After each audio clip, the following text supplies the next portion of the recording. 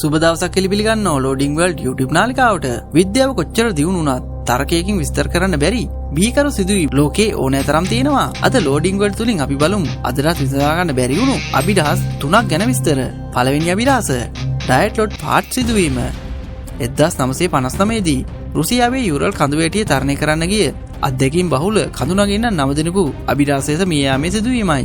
ඔවුන්ගේ කූඩාරම ඇතුළත සිට පිහියකින් කපාගෙන සපත්තු පවා නොමැතිව හිම මත දිවගොස් තිබුණා. ඇතැම් සිරුරුවල දිව සහ ඇස් අතුරුදහන් වී තිබූ අතර ඔවුන්ගේ ඇඳුම්වල විකිරණශීලී ද්‍රව්‍යයක් තැවරී තිබුණා. අභිරහසට කරුණ වන්නේ ඔවුන් එතරම් බියට පත්වී කූඩාරමේ එළියට දිව ගියේ ඇයි? සතුන්ගේ ප්‍රහාරයක් නොවී ශරීර අභ්‍යන්තරයට එතරම් දරුණු හානියක් සිදුවේ කොහොමද? මේ පිළිබඳ අදටත් හෙළිකිරීමට කිසිවෙකුට නොහැකි වී තිබෙනවා. දෙවැනි අභිරහස වන්නේ මෙරි සෝල්ට් නෞකාව.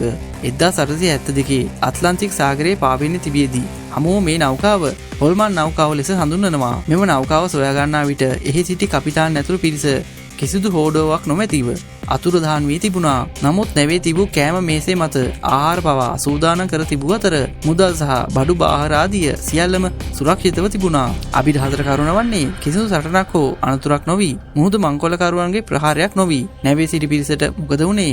ඔවුන් අතුරුදහන් වූයේ කෙසේද? මේ පිළිබඳ කිසිවෙකුටත් අද වෙනතුරු හෙළිකිරීමට නොහැකි වී තිබෙනවා.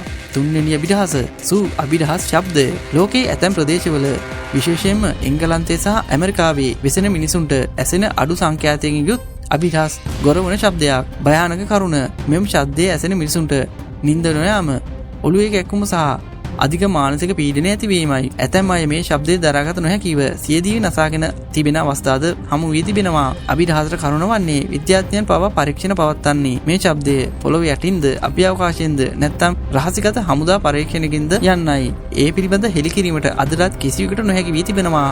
මෙවැනි අద్భుත සිදුවීම් සහ තවත් විශේෂ වීඩියෝ නරඹන්න අපගේ YouTube නාලිකාව subscribe කරලා තියාගන්න.